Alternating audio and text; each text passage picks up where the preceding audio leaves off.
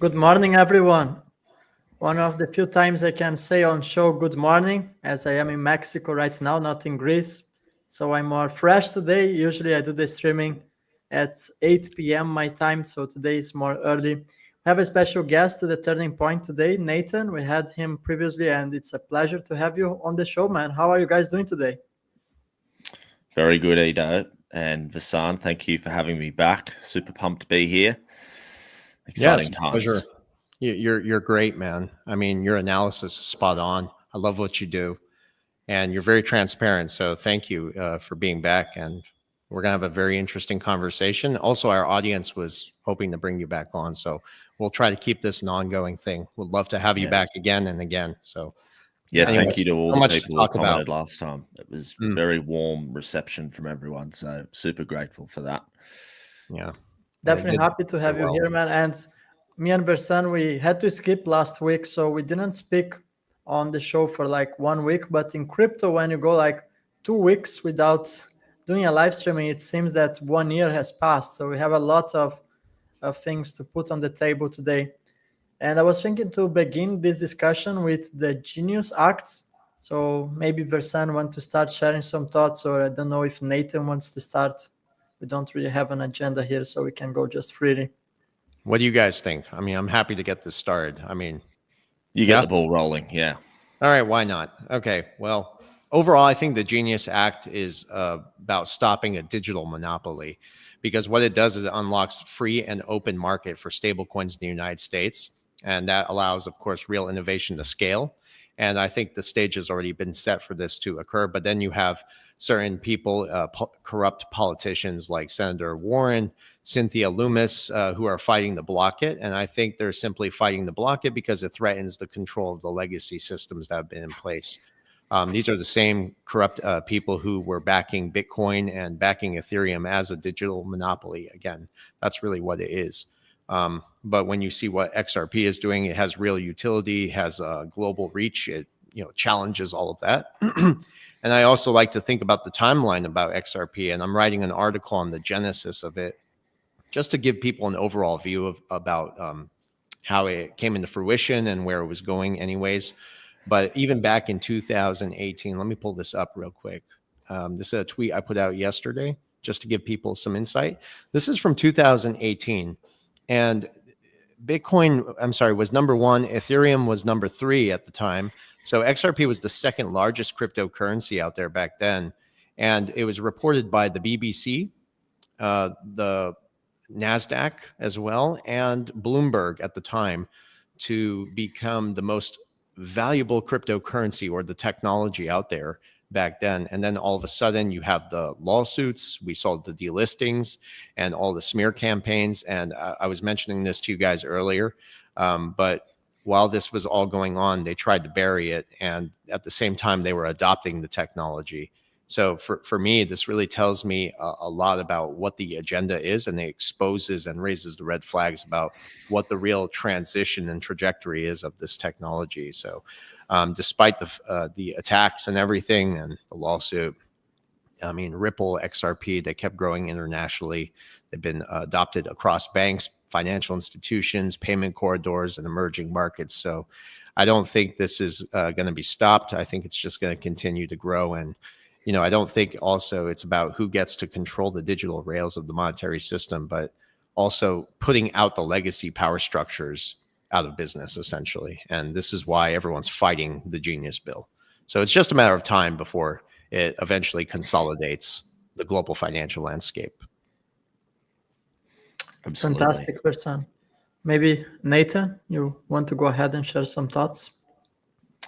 Yeah. I have a few. I might actually bring up a couple of documents. Is it just simple as I click present in here, don't I? Click present and share screen.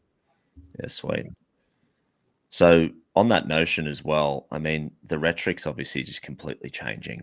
I've gone down a bit of a rabbit hole, ladies and gentlemen, the last couple of days. I'm going to collect this into thoughts, like a more cohesive thought on my page during the next week. But I thought I'd share a couple of bits and bobs from that little deep dive. But the Bretton Woods Committee, we're all familiar with the Bretton Woods Agreement, and that we're probably on the cusp of a Bretton Woods 2.0 imminently. I'm just going to share this screen. Where are we? Press release. Yeah. So this is interesting. Watch. It's the wrong one. Bear with me. Sorry, guys.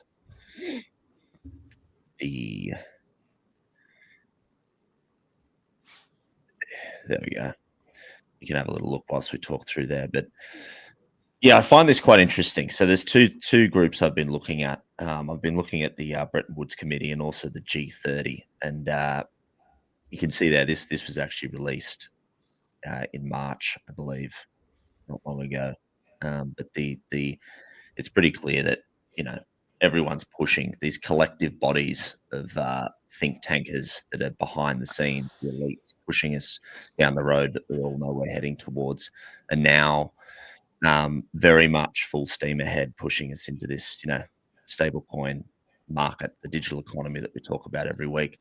And it's just interesting that, once it kicks off, it's sort of like this tsunami that we can't really stop. And I thought it was also worth noting that the, RLSD, which is the, I guess, the shining light of the Ripple suite of products, we have on this G30 board this group of people ranging from Augustine Carsten, the head of the BIS, all these ex-central bankers, ex-head of the European Central Bank, the president of Singapore, and this guy called Raghuram G. Rajan, who is the current chair of the G30. I might just quickly bring that up because it's important to see. Yeah. And here we go. Here. So this is the current members here of this group. This G30, very interesting. And the history behind this was it was founded in the 80s, and it was bankrolled kind of as this think tank of elites to protect the economy globally after the sort of collapse during the 80s. And you'll see here, like, you can see all these big dogs. There's like Augustine Carstens, all the ex-central bankers. But these two are quite interesting. We've got the Singapore president here, and we've got Raghuram G. Rajan, and he is on the board. I won't switch screens again because it just keeps breaking my train of thought. But he is on the board of the advisory board of RLUSD, recently added. You can find that on the website. So what I'm trying to connect here is there's this elaborate network, as you guys always so eloquently put it, that are at play here, and nothing coincidence. Another little add-on here that I think is really worth noting is lots of people think that they've just installed that new Prime Minister in Canada, Mark Carney, just by chance, or he's some numpty like Trudeau. That couldn't be further from the case. He's very pro-innovation, very pro-stablecoin, and certainly very pro moving us down the road that we talk about. You'll see there he was also a former chair of this committee, this group of 30 on the right. And what is super interesting is that the group of 30, as mentioned, when it was founded, it was actually bankrolled by the Rockefeller Foundation. And the Rockefeller Foundation, as we know, has got heavy ties to Ripple through all the research that's been uncovered over the last few years, especially by you guys and other workers in the space. So this was just a little add-on that I thought would be interesting for the audience to just kind of grasp the how deep this runs, and this is one of just some of the dozens and dozens of interlinked people at high levels back to Ripple. I'd like to shout out to 24 Hours of Crypto as well, who actually found a lot of this documentation and supporting material. So he does great work. No one knows who the bloke is, but he does a terrific job of finding some of these weird links and documents. So yeah, I just thought that was worth mentioning, and basically just prefacing this whole Genius Act and this stablecoin conversation with the fact that nothing is obviously chance. This is all heavily coordinated, and the push we see in the US now is really making up for lost time, in my opinion, as they've lagged behind the groups that have been well and truly in testing for a long time now, and you guys have obviously covered that extensively. So that's my 2 cents on where and why we're heading, and the deep-rooted nature of it all. No, we really appreciate that insight. Thank you for sharing that. And yes, I mean, this is really entrenched into the legacy power structures. That's sometimes what I argue with people within this community. They think the deep state's being completely neutered. And I'll be honest with you, Edo and I, we don't agree with that, because you could see how they're playing both sides still. And the thing is, you have to dig deep enough, like what you just did over there, to reveal the real figures behind all of this. And they're still entrenched into all of it. Sorry, Edo, please, you want to say something? It's definitely a multi-generational plan. And of course, we can get rich of crypto. I did a lot of money myself, but it's also an attack against humanity when we understand that the global elites are taking power of the entire financial system, the global researchers, and they're going to use blockchain technology. And let me add something about the Genius Act. So that's actually going to force and guarantee that stablecoins like real stablecoin and USDC are going to be fully backed by bonds, treasuries, and perhaps in the future, gold can have perhaps a return to the Bretton Woods system integrating blockchain technology. I think that's very relevant, and I love how he brought that to the discussion. I think you did a video on that, Nathan, about gold-backed stablecoins and digital assets a couple of days ago. And if we really think about what is the Genius Act about, what are the two main companies in the United States that have issued stablecoins? Well, one is Circle, the second one is Ripple. So we have the two main stablecoins there for the future, USDC and real stablecoin. Considering that Ripple is planning to acquire Circle, you can start to connect the dots and understand what's about to happen next. I truly believe we're going to have the dollar is going to be physically transferred into stable coins. It's going to be some sort of a reset for the dollar. So I don't think the dollar is going to be disappearing, but the whole structure of how the dollar works is going to give more control to the government. So they're going to gain control over every single digital transaction. That was the main purpose of blockchain technology. It's a sophisticated database, and they sold it to the public with Bitcoin as being search of freedom, but it's actually quite the opposite. Bitcoin was always the Trojan horse, some sort of test net where they gain control over every single transaction in the planet. And most importantly about the Genius Act is that that's getting rid of Tether. And I want to bring something here to the screen. I have shared one time the white paper of Tether on the turning point, but I truly believe it's more relevant than ever that everyone understands what's about to unfold with Tether. So this is page 10 of Tether white paper. So for the ones that don't know, it's USDT. And here is some of the implementation weaknesses. So they write here, and I'm going to quote it ipsis literis, so exactly as it's written here. We understand that our implementation doesn't immediately create a fully trustless cryptocurrency system, mainly because users must trust Tether and our corresponding legacy banking institutions to the custodian of the reserve assets. So here they actually explain what are some of the problems with this company, and here it's very unique. So on page 10 you have, we could go bankrupt. That's very interesting to actually display on the white paper, right? Number 2 is that our bank could go insolvent. Okay. Number 3, our bank could freeze or confiscate the funds.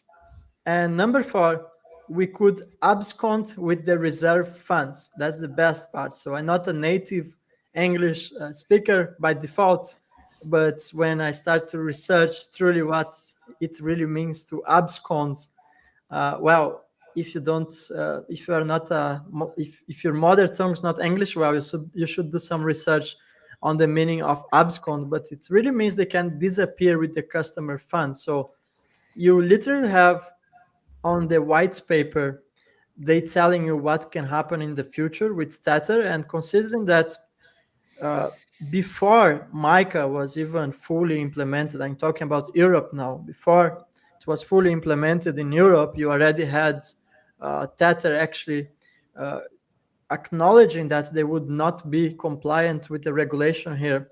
And right now, with the Genius Act that they will force and guarantee that stablecoins have to be backed by bonds, treasuries, and bills, you can be sure that there will be no business for Tether in America.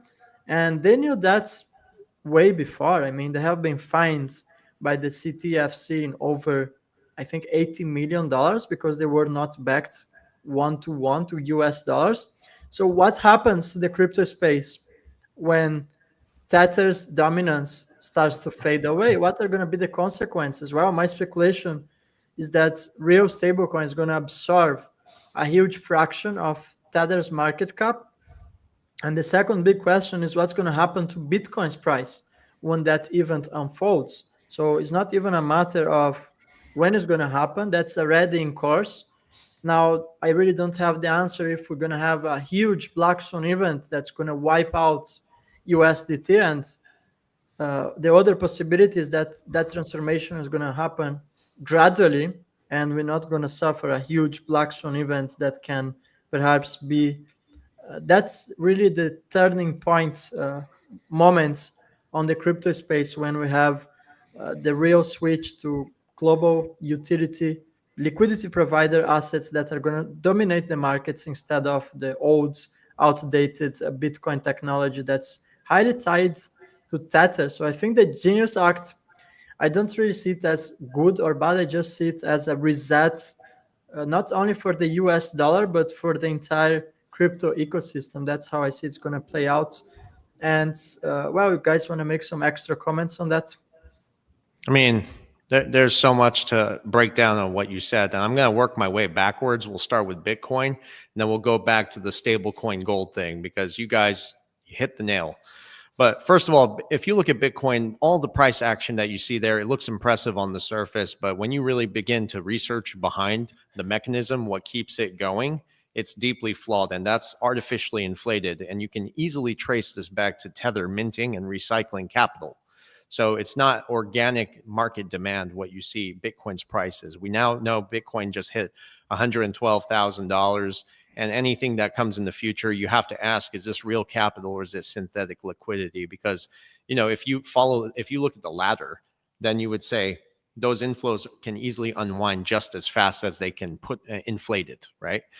So that's why I don't think Bitcoin is still a reliable foundation for a global financial reset or any networks. It's being set up to fail. It's just the matter of when is that going to happen. I don't know if you guys saw the article about the new quantum computer. They're saying that, I think Nathan, you need to do something on this. All right. It's this new quantum computer that could potentially hack Bitcoin. And the narrative is already being put out there. So it's just interesting, but at the same time, I just don't, I've studied the revolving door between Tether, the US bond market, and the artificially inflated Bitcoin price. And I can guarantee you I'm onto something there. Essentially, the BRICS nations are offsetting the bonds. They're selling their bonds, and somebody has to buy whatever someone's selling. And that's why the Federal Reserve, even last week at the bond sale that did terrible, they got involved. They did not share this publicly, but essentially they're having to prop it up by themselves. And what they're doing is just buying time for the inevitable catalyst where a real collapse is going to happen. And then when you tie this into the whole stablecoin thing, that's the bigger story, in my opinion. What's really unfolding behind the scenes, and something we've talked about on this podcast so many times, is the Bank for International Settlements. I call them the BS, the bullshit. They are the central banks who reclassified gold as a tier 1 asset class. They did not inform the public. They did not make headline news. And this is because it's nefariousness. They're trying to keep it quiet so they can forerun you on it, right? They don't want you to have access to it. So what it really does is it changes the landscape of where this is all going. And since the reclassification of gold, hence to your video, Nathan, is central banks have been buying gold at record levels. And this buildup indicates that they're going to integrate gold back into the monetary system.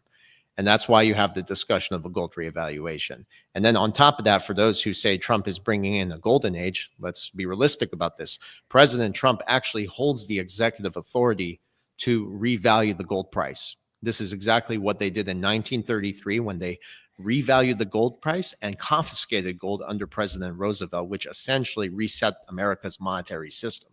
So this could easily happen again. And we just have to ask ourselves the honest question and even speculate. I think speculation is healthy because it becomes too late then. What if they do reset the gold price, right? And then you start to follow what the Treasury Department is doing with RLUSD. If you listen to Judy Shelton and the Trump administration and Scott Bessent talking about realigning the Bretton Woods moment, bringing gold back into the infrastructure, then that means the US Treasury can be tokenize the debt, and they could back the Treasury with gold. And with a reevaluation, that's how you create that hybridized system that stabilizes the currency and maintains the liquidity needed to finance the government. So essentially, you're solving a lot of the issues there, but that could be your level playing field. So it's just not far-fetched when you start to cross-reference the research. You know what I mean? Yeah. Couldn't agree more. It's a lot of information, I know. By the way, I brought so to many the dimensions, screen. man. Sorry to interrupt you, Versan. I brought to the screen a video by Nathan himself. It's just 50 seconds. So if you guys allow me to hit play here, I think that's so relevant. By the way, I love this your work, Nathan. You're just doing a phenomenal work. So I'm going to play this for 50 seconds here. Great. Bringing back the gold standard would be very hard to do, but boy, would it be wonderful. If this country ever goes back to gold standard. There is something very nice about the concept of that. It would be very, very hard to do at this point. And one of the problems is we don't have the gold. The golden rule of negotiation. He who has the gold makes the rules. We're also going to Fort Knox. I'm going to go with Elon because we want to see if the gold is still there. If this wasn't enough, I've been telling you for ages now, the gold accumulation is at astronomical record highs. Look at the data from December through to March this year. Gold price per ounce is going higher and higher and higher. The new financial system is coming. Gold will be at the center of it. Incredible, man. Go support Nathan, everyone. Links in the description below. I mean, he makes it very digestible. And that's the mission. Phenomenal job. Congratulations for that, Nathan. We really appreciate the information, man. Yeah, no, we've got to bring as many people into the consciousness of this as possible, and I think it's good to play a small role in it. And Visan, you hit the nail on the head there. I think that little snippet you guys would have seen is really just it's a condensed amalgam of everything Visan said and a lot of thoughts over a number of weeks. But Gold and Silver Channel, YouTube, shout out to them. He found a couple of those clips that I used there. Also a very good thinker. So be sure to check that guy out if you haven't already. But there's to me it's pretty clear when you look at we talked about this last time, the language choices and the breadcrumbs that are in plain sight that don't often get connected. Some people would easily counter and go, "Oh, why would you listen to what Trump's saying?" Well, Trump has never sat in a press conference and said explicitly that they're going to use gold to save the economy. Why would he do that? Even Bessent hints at the fact, the Treasury Secretary, that the gold's going to play an important role, but no one has really connected the dots on that front. But when you map it into that sort of succinct fashion that I showed you there, this is something that's clearly been at the forefront of his mind. He's not a dumb operator. For a long, long time. This was back in 2016 where you saw a lot of that footage.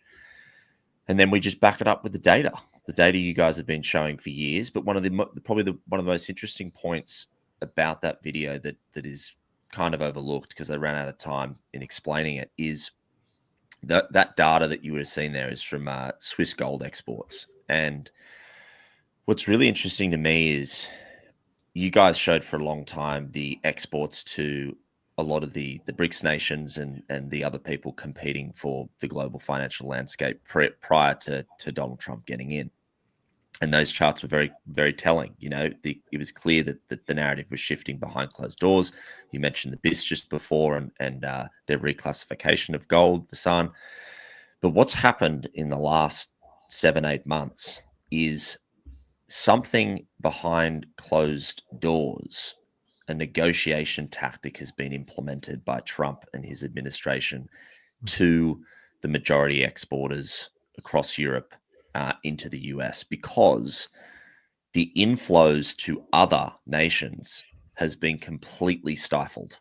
Completely. Now, it almost looks to me like there's a catch-up thing happening because you saw there the gold in the hundreds and hundreds of tons, and that's just what's reported. We've got anecdotal reports from people like the Scottsdale, the chair of the Scottsdale Mint, this guy that I follow on X, who's seeing tons of gold. He was saying 4 tons on every single commercial and passenger flight flying in since November last year, since Trump got elected. So it's almost like as soon as Trump knew he'd won, there was a flick of the switch going, okay, we are moving back to this is, I know what we're going to do. This is how we're going to save the US dollar, as you said. I mean, we've mapped it out, but to me, those underhand, very seldom talked about breadcrumbs that we're elucidating to the audience, I find that is where the truth is. And as he said in that video, he who controls the gold controls the narrative, basically. So yeah, that'd be my 2 cents on the summary of it all. It's very solid. I mean, if you even check out the Basel III regulations, which force the central banks to have, and these institutions to have and back their assets with real value, they're talking about gold. But then you ask the question, but as we move into a digital economy, physical gold becomes inefficient, right? So that's where I think the digital infrastructure comes in. But there is sufficient evidence that we are accumulating gold now more than ever. And I think what we're doing is trying to buy time with the RLUSD and, with just the current traditional mechanisms kicking the can down the road, inflating the currency away. And that's what we're going to see, I think, for the rest of the year, as a lot of these technological developments continue to evolve and get more integrated into the system before, of course, the end game, which is mass implementation of this technology. And that's why we always talk a lot about XRP here. Even David Schwartz said once, and I don't like to quote the CTO of Ripple, but he considered XRP to be digital gold that you can move instantly. I don't think he said that out of line. It's a signal, kind of like a lot of the other signals that you're indicating to.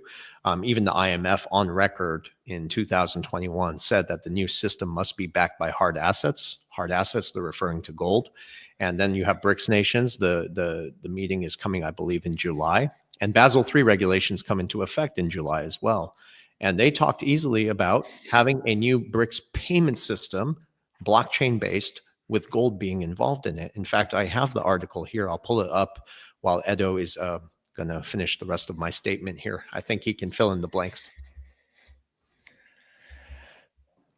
Well, I want to bring something to the conversation, and that's about BTC making new all-time highs. You mentioned something about it before, Versan, but people need to understand that this right now is really a distraction. So if you look at the charts, the liquidity is still very low. So I can firmly say there is zero institutional demand for Bitcoin right now. And the public interest on Bitcoin is also low. So what they are doing is they are artificially propping it up. It doesn't take a lot of money since there is very low liquidity in the markets.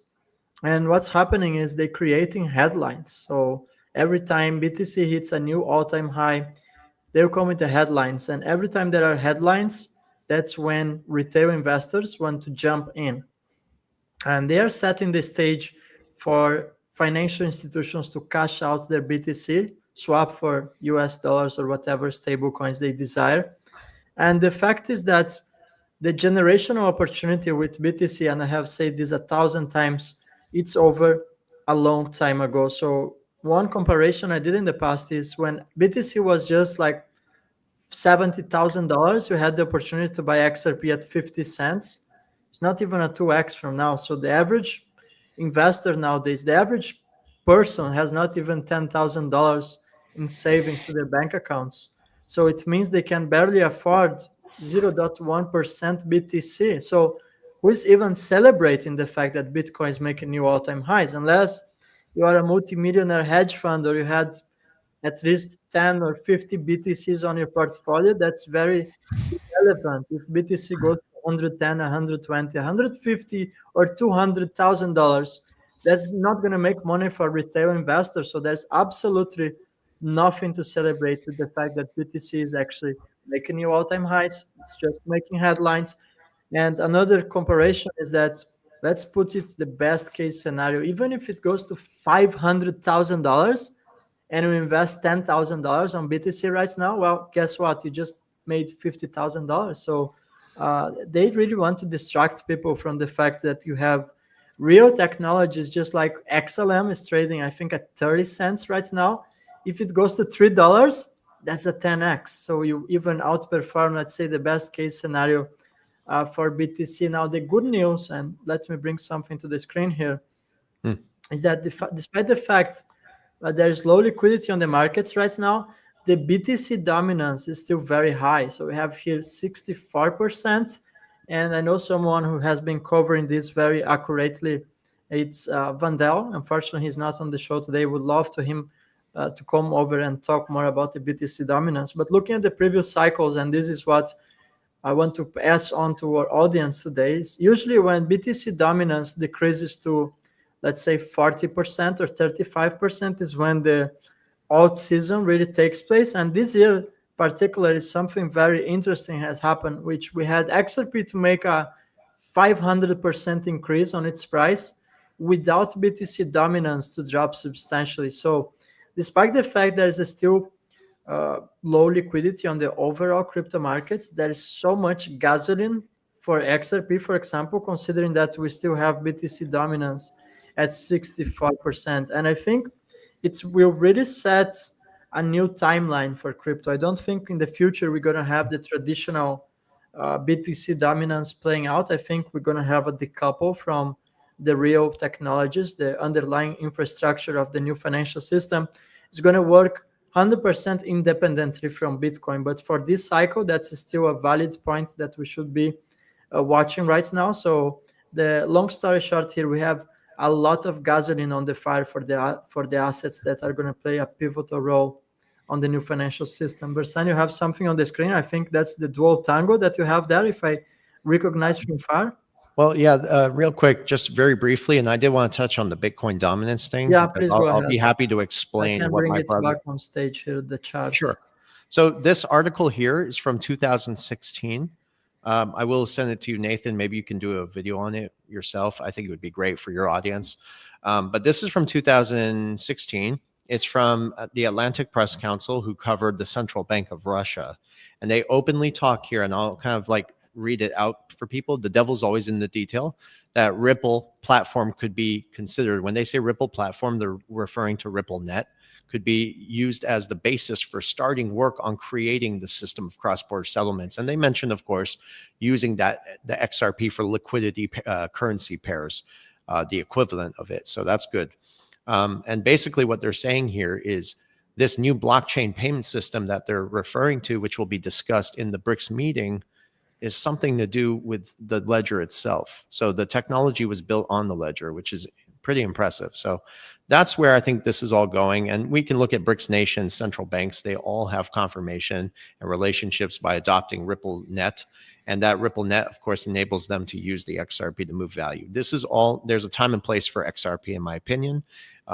For those who have been in this space from the early days, it's taken a few years for us to see price action, but there's no doubt it's being suppressed.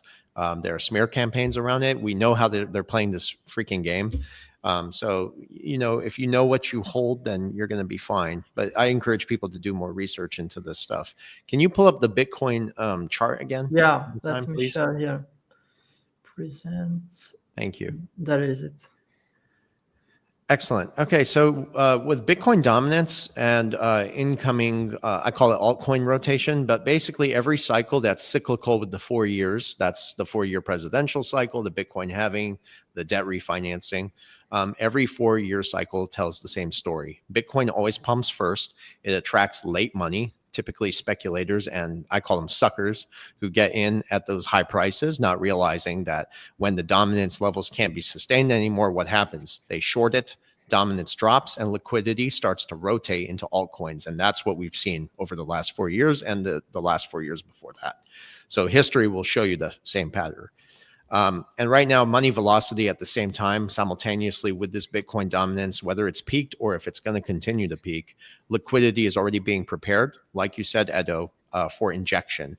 The institutions are watching on the sidelines. They're waiting. Bitcoin dominance is either nearing its peak or not. but essentially it's going to roll over eventually, and it's going to trigger the altcoin run. This time, like, what is the difference, right? I think the market this time knows that projects with real world utility, and I think XRP being at the front of the pack, obviously, we're going to see some fear tactics around the controlled narratives to shake people out of positioning themselves. But overall, you're going to see a lot of these utility technologies take a higher stance this time in the next 4 years. Final thing I'll tell you is that when regulations are thoroughly in place, that's when you're going to see a decoupling, in my opinion. But until then, they are allowing regulations to stifle and just hang out there without actually implementing them, because they are depending on people to make mistakes. They are depending on exit liquidity. And that's exactly what this is going on here. So that's a very macro view of it, in my opinion. Thanks, Bersan, for your thoughts. Nathan, please go ahead, man. Share your opinion on the BTC dominance or whatever you feel it's relevant. Yeah, I mean, there's been good commentary on this, even from a TA standpoint. I listened to the Market Sniper a fair bit. I know you guys have had him on the show. Guy, yeah, Francis Hunt. He shows a macro breakdown of BTC dominance into the 20s, like low 20s, even under 20% on a much, much higher, longer time frame. But on the fundamental level, I had a thought. I'd love to get you guys to dissect this, but one of the things that have been popping up a lot in my research is, and this would play into the narrative of a complete breakdown and decoupling, is actually still off the back of this central theme of the stablecoin unlock, which is imminent. And what I mean by that is that in its current form, right, all these stablecoins that have a few $100 billion market cap, USDC, Tether, whatever. We've got people, I can't remember their names, but there's this guy at JP Morgan that's been on a lot of videos, short clips that I've seen. He's within the digital infrastructure there at JP Morgan. And there's a few others that I've listened to. The common theme here, and I did a video on this as well last week, actually, Zuckerberg saying it, the common word is scalability. And at the moment, there's nothing that's kind of stepped in. We know what the solution is to facilitate the transfer of value at scale, because as we know, the existing stablecoin technology, Circle, Tether, whatever, any coin for that matter, even one issued via banks, JPM coin or Bank of America coin or whatever, they're still not going to be able to follow through with the finternet or the internet of value, which is the movement and medium of instant value move between cross borders, because they don't have the proprietary technology that's within the rippling algorithm. And I'm by no means a developer. I have no real solid understanding of the tech. Some people describe it as alien technology that's actually built in within the XRPL, and what they have there is almost otherworldly compared to everything else in terms of what it can do. But I have heard a lot of chatter around the rippling algorithm, and basically what I feel is that this breakdown in Bitcoin's relevance and dominance over the next few years will come off the back of course, the stablecoin launching, the stablecoin market really launching and taking off. Projected to be 300 trillion in value by 2030. How do we get there? Well, we can't get there in its current form and its current tech, because it can't actually facilitate what XRPL can. And XRPL, of course, has the DEX of value, that meaning you can extract liquidity and value from any asset class at any given time within a matter of seconds and move it for pennies. And people don't get that around their head, that that can't be done anywhere else. And maybe someone comes up with something similar, but they don't have the institutional footprint to be able to execute upon this. So really the final unlock for this whole vast web, post regulations, new stablecoin world, the finternet, the internet of value, instant payment mechanisms, the IPS, that's all coming. That still needs scale. And where does the scale come from, and where does the breakdown come from? Well, we know the answer there. And I think it's a matter of people really getting their head around the technology and what's being done here, not just this high level crap that people usually get stuck in. Thank you. Thank you so much for saying that, because yes, I don't focus on the hype. I try my best to really break it down and connect the dots for people. And if I may address a comment, guys, from here, somebody said that I once said that the price of XRP was set. And I did say that. And I think people, I made a video about this with Edo, where I actually clarified the statements. And I did make that statement in 2022. Over time, of course, I've learned more and understood how this is all playing out. But essentially, what I was trying to say to people is that the way I look at XRP as a price being set is because of the relationship it has with the International Monetary Fund, really. The IMF is the only institution out there that has the power to do something called an ESDR. That's a worst case scenario where they come out and say, this is electronic special drawing rights. We are creating a new reserve currency. They can actually do this, all right?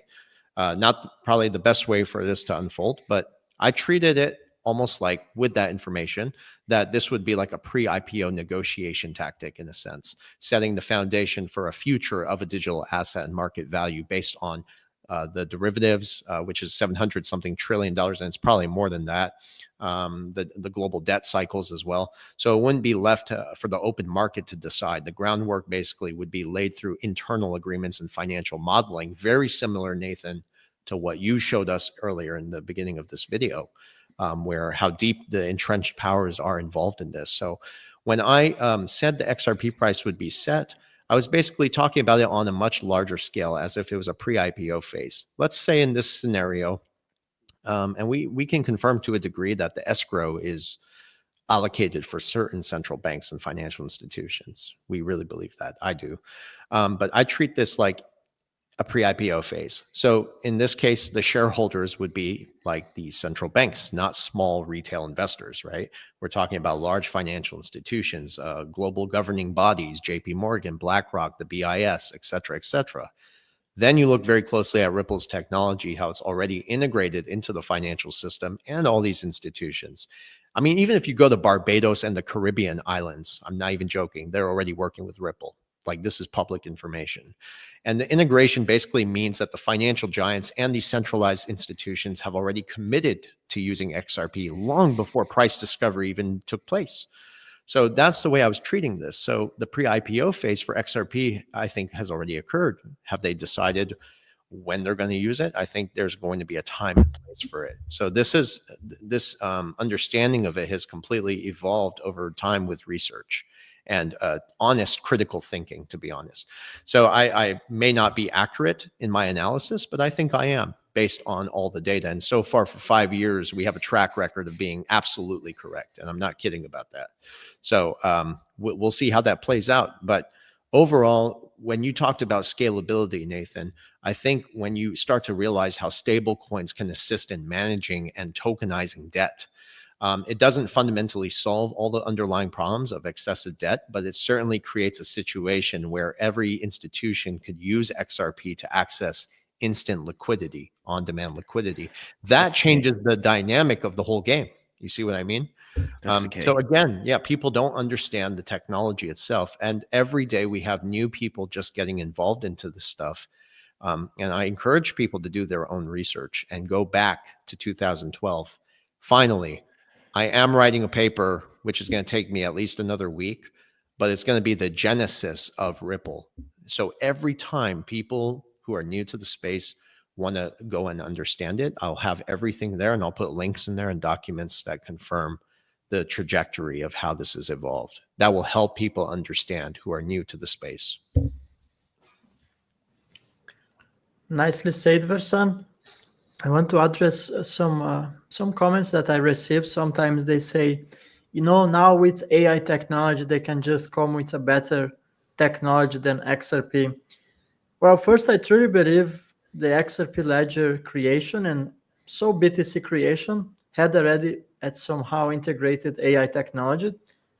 Just like they have these technologies for decades. Once they give it to the public, they give it later. So we are not really being told the truth about it. And second, to revolutionize the financial system, it takes time. So the fact that the XRP ledger is one of the oldest blockchains, still the most reliable one that has out there, that's the main thing we should be focusing about, because it has never had more than 1 hour downtime on its entire existence. So you have technologies like BTC, which, let's be honest, if everyone on the planet would use BTC for transactions for digital payments, they could only perform no more than 3 transactions in their entire lifetime. So that already rolls out BTC as an alternative. And then you have all the Solanas that have halts down every single week. You have the Ethereums with the high transaction fees. So it really comes down to the XRP ledger. And right here I have a paper, which, by the way, back in 2020, I was really obsessed with research. So it was most of my time passing on researching documents. And I uncovered this one personally. And it's documents from Atlantis Press. So it's a paper that's published. I can even link that on the comments later if someone wants to check by themselves. But it's really interesting about how the Russian government has successfully tested on the XRP ledger. And here is the quotes straight from the study. And this is Ipsis literally. So concluded that according to Russian government, a Ripple blockchain, and just a parenthesis here, 4 or 5 years ago, they used it to refer to the XRP ledger as Ripple blockchain. So hence why they use this terminology here. So they say Ripple blockchain, or we can read that as the XRP ledger, has been chosen and preferred among other blockchains for storing key IC data and cross-border settlements. So that's from the Russian government utilizing Ripple's technology, which of course it's on the way to position XRP as a global reserve currency. That's what all of this is about. And now I want to come here with some riddle. Just a second. I'm not the riddle guy, but I found very interesting that a few love them riddles, man. It's not really a riddle, but this is a very unique wallet from David Schwartz. He has shared that on his X account, and there is the customized XRP address. And I want you guys to look very closely here, so you can see that this is an XRP wallet, okay? And he really included here, if you guys pay enough attention, it's written gold here. You guys can see this almost here in the corner. And then it has AG, which might stand for silver. And here it has BIS. So yeah, AG is gold also. Yeah, I didn't know about that. So, and here you have the Bank of International Settlements. I mean, you can't make this stuff up. Whoa. This was published by David Schwartz, one of his posts. It's 2 years ago when Xaman was called XUM. And this didn't get a lot of traction on X, honestly, but I really found that very unique. I mean, what are the odds that on his wallet address you have gold and Bank of International Settlements? You know, it's just they put in the things on plain side, you know? It's wild. Yeah, that's intense. Yeah. This riddle thing, I went away and thought about it a lot. And one of the guys that I think I mentioned last time, Not Financial Advice Crypto, who actually has an exceptional fundamental knowledge. I know you guys have seen him stuff, but now he's kind of gone into the riddle realm a lot. He copped a lot of hate recently on X for being the riddle guy. But I really want to just quickly make a point on this. The most sophisticated and brilliant minds of our time, and he said this, and I think it was a really astute point for the community to understand. All of them spoke in riddles and parables. Every one of them. Joel Katz, David here. A lot of his tweets are riddles. Like he's given hints weeks or days before major events have happened.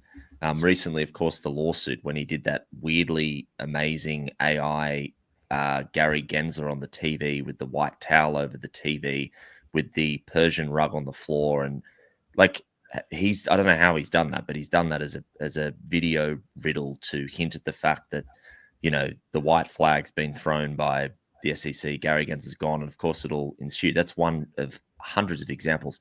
But the point here, and I think it's a good point, is, of course, some of it can be, you know, induced in hype and might lead you down the wrong path. But it'd be pretty ignorant not to think that if across history the most sophisticated minds of our time, you know, Aristotle, Pythagoras, all these people, of course, Jesus, you know, these people spoke in parables and riddles, and it's to tease out discernment and critical thinking out of the chosen people to see if they can understand.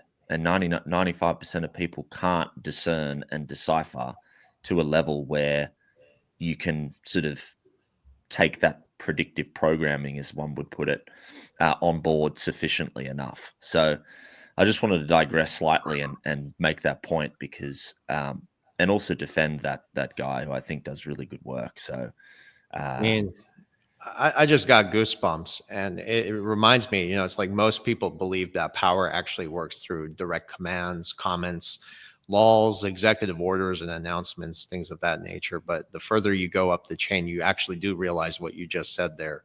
True power, I don't think it speaks through in plain sight, right? They hint it, they foreshadow it, and they really cloak it in language, symbols, and timing. And I think that's what gives them away to a degree.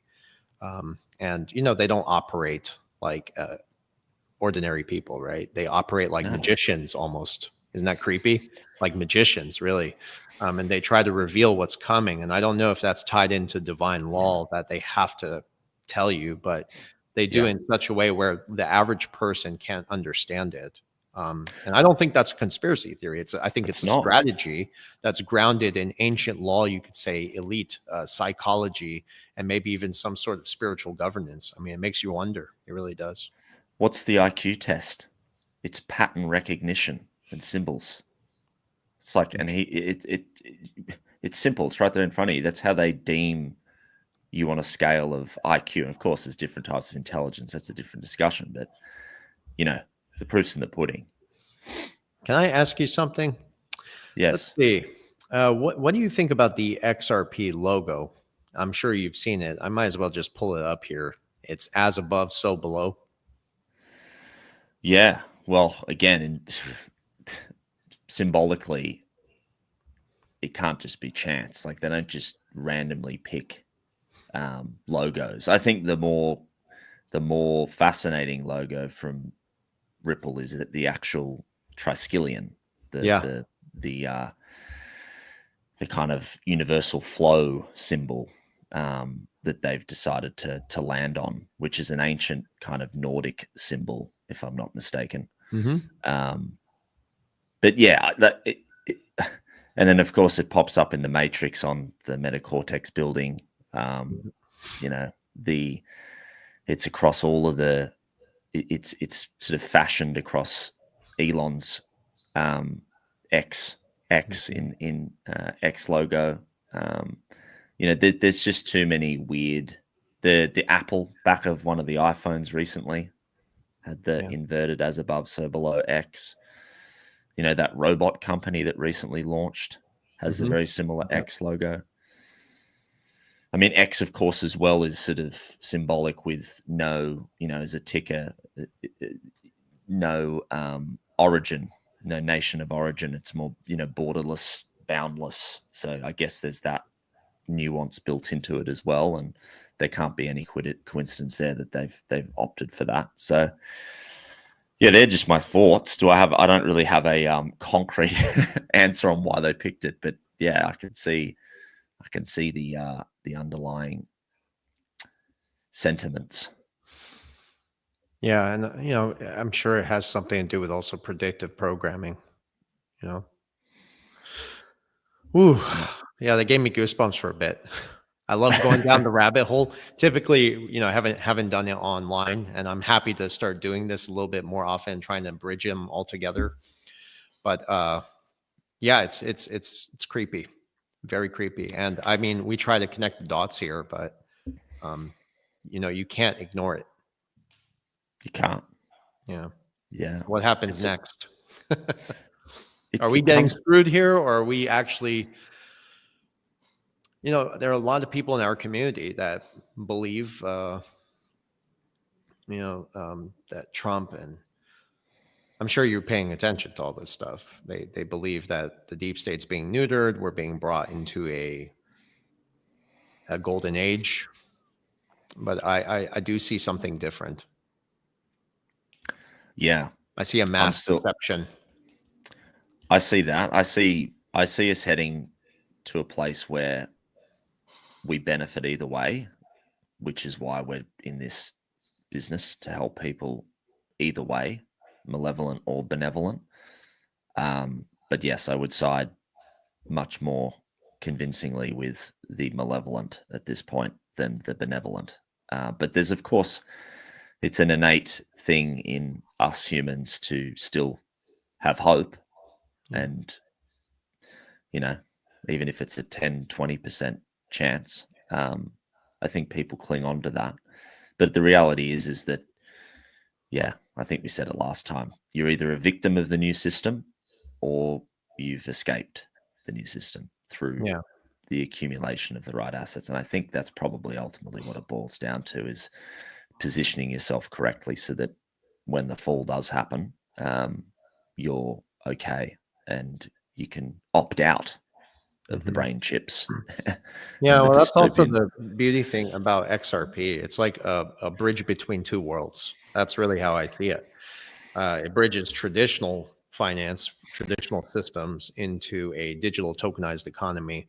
And that's one reason I'm always emphasizing the necessity of owning hard assets, gold, silver, anything that you could use for trade. Because I've mentioned this back in 2021 with Edo. If it really came back down to having to have a digital ID or some sort of biometric, between the body, the transhumanism kind of agenda, because there is a document from 2021 where Ripple was openly working with a company in Denmark to build this chip. There's a video, you can find it on Rumble and not on YouTube. I have it. I'll bring on the screen so people. Yeah, pull it up. He said he actually saw it when he was sitting with these top financial elite, and it was so small it would be injected right under your skin. You wouldn't even know it's there. So, it's funny. Every time I see a mosquito, I just see Bill Gates flying around me, and like, oh my God, get away from me! That's like a little face on him, right? But again, this is why I tell people to own physical assets, because you don't know what this is going to really unfold like. But it makes you wonder. It really does. And I understand the technology. I understand how we're kind of transitioning into all of this with the collapse of one system and the parallel build up for another. But it concerns me. Well, there you have on the screen. This is real. It's from a real company. Yeah. We didn't get a lot of updates about the developments on this subject. I truly believe they're doing all through NDAs. Okay. But this is from a real company. It came out in 2018 or 2019. It's called, you can do some research. It's called Bichip Microchip Implants. They had the Ripple payment system in their products. So it's very, very unique. As we always say, you have to make a decision here. You want to be an early investor and build wealth out of cryptocurrencies, or inevitably you're going to become a late adopter, and there will not be a choice. I mean, there's no place in between. So either you understand this technology, prepare yourself, become your own central bank, we can call it as it is, or you're going to have been forced to use these types of technology, and they're going to leverage blockchain technology to control, create social norms, to all sorts of totalitarian control. That's going to happen in the next 5 to 10 years. I think even before. Yeah, but either way, it's just really concerning. Even forget the technology as far as the digital assets. Digital money is already here. We've been using. Most people don't even have cash, right? I have cash, even though I know it's becoming useless, because if I ever need the anonymity to purchase something, that's what I do. I mentioned this before. I buy a lot of my gold and silver in cash, and now that I shared that, hopefully, they don't bring that back onto me. But I get so concerned because even without chips, these cell phones, this is an extension of our digital self. If you think about it, your X page, your Instagram, this is how you communicate with the world. So for all we know, this could be the chip or the mark, right? Whatever you want to call it. Even on the Apple phone, you have the apple, that's the forbidden fruit, right? And it's not a conspiracy. This is that symbolism we were talking about. So, for me, I get so concerned, and I hate technology as much as I talk about it and worked in it in the past. But, I see a digital concentration camp being built around us. No doubt. And that's what Edward Griffin talks about. He wrote the book Jekyll Island. Matthew Piepenburg is putting me in touch with him, which is great. So he might be coming on the show, and Jim Huge. Rickards as well. But I'm going to ask him these questions, man. Yeah. I'll get an answer. It's a tough one. I've been getting a real ramp up of questions actually from people in my DMs about this wrestle between why are you supporting a malevolent system versus the liberation Bitcoin movement. Well, that's obviously comical. I know. And look, I hit him with the ABCs, but the more important point, not the Bitcoin point, because we all know the answer there, is the wrestle with why are we drawn so much to bringing people into this system that could, more than likely be quite a damaging system for the people on the wrong side of history. And I think, for me, I said it last time, it just comes back to God. I'm just so certain that God has led me to this place, and if he has, it means that his plan can't be questioned. We're ignorant and way too dumb to understand what his workings are, and whatever he has in store for this system, the mark of the beast. You just showed the mark of the beast. That could be the mark of the beast, Edo. That might be down the line. Of course, it's the brain chip. They say in the Bible, it's on the forehead or in the right hand, which is kind of coincidental. But it's a tough one to wrestle with. But I think it's just down to faith. You got to have faith that whatever happens, we're doing the right thing now, and we're trying to help people, and we can't question the plan, I guess. Yeah, beautifully said. It is interesting. The world is shifting towards a tokenized control grid, and artificial intelligence is slowly dominating all these systems, but it doesn't mean you have to lose your edge. Basically, you can still be a sovereign individual. I think the first way to do this is by thinking for yourself. I see some people who say, Verson, you're wrong. Grok said this. Well, why are you using Grok to think for you, right? I don't know, but don't rely on the technology. Kind of use it to enhance your model, maybe, but not depend on it. And this is the problem, even with young people, right? Yeah. So Want to add, Verson, what AI is making, and I truly understood this, is that if you are intelligent, that's going to make you way smarter than you are. But if you are dumb, that's going to just leverage your stupidity, because now you're going to have AI to confirm on the way you ask questions. So you can go to ChatGPT or Grok and you can ask, give me 10 reasons why seed oils are healthy. And it will really convince you that you should be putting soy or sunflower oil to your body. So it's how you use the AI that's going to make a difference. You can use it for a good reason, or you can actually become dumber and get confirmations for things that are lies inherently programmed by the people in control. They're going to program the AI to actually make you even more dumb. So you have to really be paying attention on how you use AI. And that's what a lot of people are missing right now. And by the way, we are over 1 hour. There is one thing we forgot. I'm sorry. The whole time I'm seeing the comments, people are asking, what the hell's going on with Japan? We didn't even cover it. We didn't even cover it till the end, So I do have to, we have to talk very briefly about it. Is that okay, guys? Absolutely. No. Yeah. 5 minutes. Otherwise, we clickbaited them. Yeah. They'd be filthy with that. Sorry, guys. Well, I put a tweet out the other day. It didn't get enough attention, which is fine. But I think overall, if you look at what's happening in Japan right now, I think it's one of the big topics. Andy Schectman was talking about it today on another podcast. Japan holds over $1 trillion in U.S. Treasuries. And if you remember a few days ago, we had or a week ago, the downgrade of U.S. debt, right? And we still have the rising interest rates. Those are the narratives that they're selling. So essentially what's going to happen is that the bonds are going to start to become toxic in Japan of the 1 trillion. And if Japan starts dumping those bonds, what happens? You have a contagion. That's where you have a bond market crisis, right? And that also hits global liquidity and creates a liquidity crisis too. And this is where it gets interesting, though. If you go back to 2019, the SBI CEO of Japanese SBI CEO bank.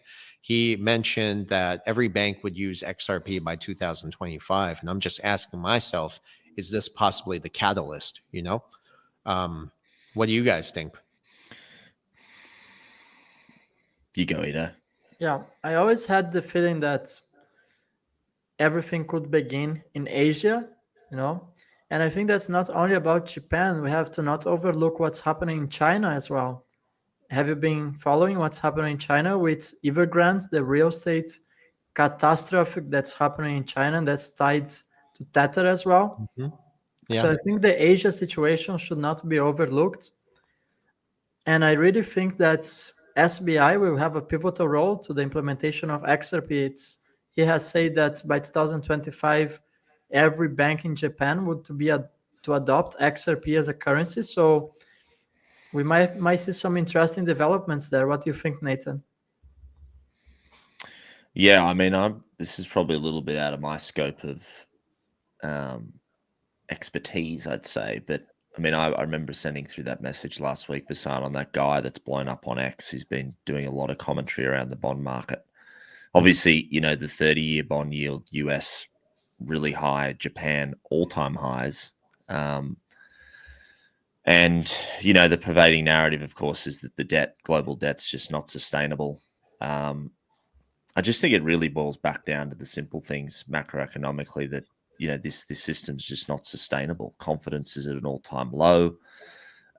Clearly, the traditional means of offloading and, resetting on a more micro time frame is just not going to work or cut it anymore.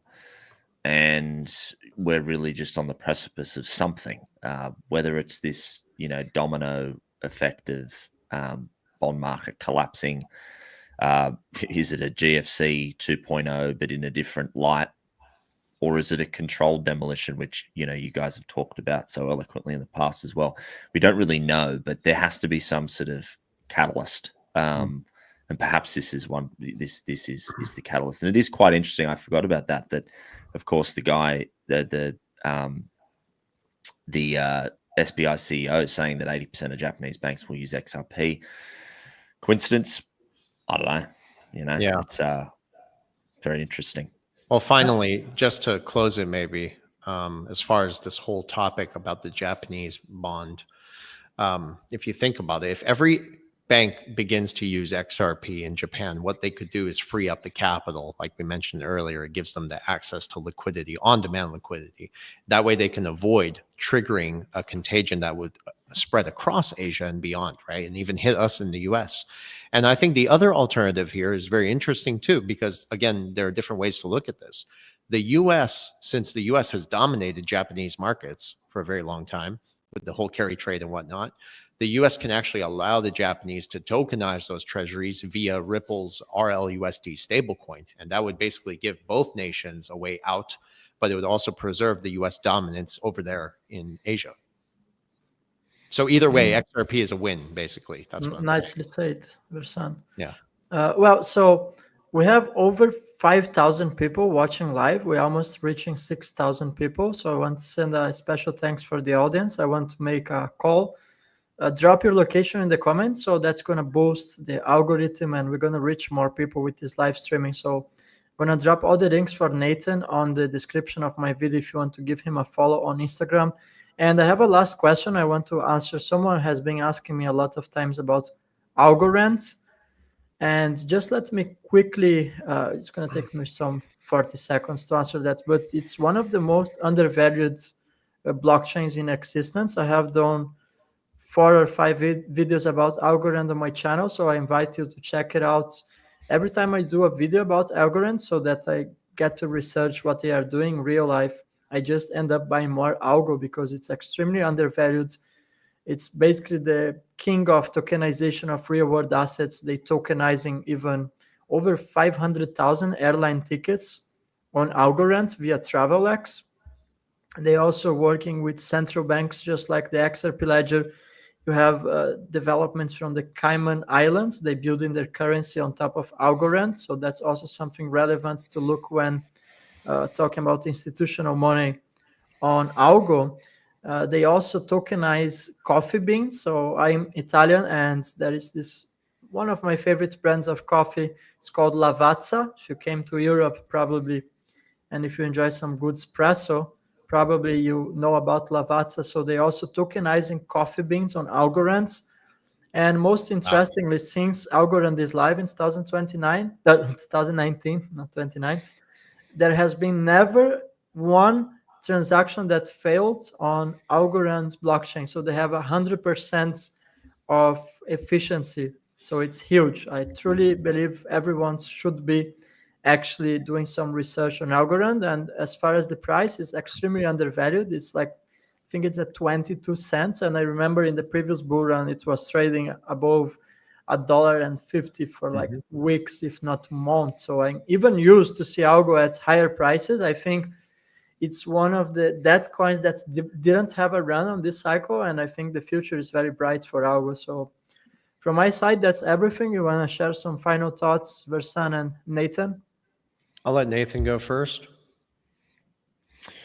Oh, I mean, yeah, nothing on Algo. Well said, Ito. Just grateful to be here again and getting to know you guys better offline, and really exciting to just be able to spread the good word, I guess, and the good work that we're all doing. I'm very excited. I'm meeting Ito soon for all the listeners over in Greece. So you'll probably see some content of us two together, and I really hope to shoot some content. It's very interesting, I think, I don't know yet, Versan, if you will meet. I'm going to the United States next week, so hopefully I'm gonna meet Versan there. Maybe we're gonna shoot some content, and then in 2 weeks, about Vegas, right? Yeah. Did And you see those guys who got kidnapped though? Yeah, man, that's something we have to be careful about. Kidnaps and this sort of events are happening a lot in crypto, so I don't encourage anyone to disclose their location like on live. If you're putting a story on Instagram, give some time between the time you are on the place and to reveal your location. Be careful with revealing how much crypto you hold. There is a lot of kidnaps happening in crypto. In Paris, we had someone, not even the CEO of a crypto company, but someone of his family was dragged down in the street. They tried to kidnap, I think, the daughter. Yeah. There was a kidnap in Vegas, and there was one in New York City. So everyone should be very careful about this situation. Yeah. You just got to be very careful. And, I wonder how many people are going to be waiting outside of XRP Vegas. I'm just kidding. But I'm going to be very careful. Anyways, my final thoughts, man. First of all, Nathan, I love having you here. You're terrific. It's just such a pleasure to connect with somebody who thinks very similar to how we do, and also filters out all the bullshit. We don't like that stuff here. And you got to meet my brother. You got to meet David. So I'll try to make a trip to as well. Thank you kindly. Yeah. Try to make a trip out to Greece and join you guys. I can afford it. What the hell? Yes, that'd be awesome. Yeah. So good. And final thoughts to the audience. I want to clarify that no strategy is going to be perfect, and we can all agree on this. But I think the sovereignty that we're fighting for here obviously begins with the awareness, and that's why we have these conversations. So all our listeners here have already taken that step, including ourselves. So from whatever happens from here on out, whether things get aggressive in the financial landscape or not, you're not alone. We're in this together. So just stay grounded and stay clear and ignore all the noise. And, don't forget to protect your inner peace. Yeah, I think this live streaming also helps us to get our mental health in check. It's a lot of things happening. And when we go through this together, analyzing the events, also interacting with the audience, I think we find support in each other. And I think that's very important. Yep. Amen. All right. Amen. I think we've done a pretty good job here. Yeah. We'll see you all soon. And Nathan, thanks again for coming on. We'll go ahead and make sure to give you a shout out on social media. Thank you, everyone, for the 6,000 people watching live and the ones that's going to watch the repetition. Remember to drop your location in the comments, so it's going to boost our algo. Thank you. Thanks. Take care.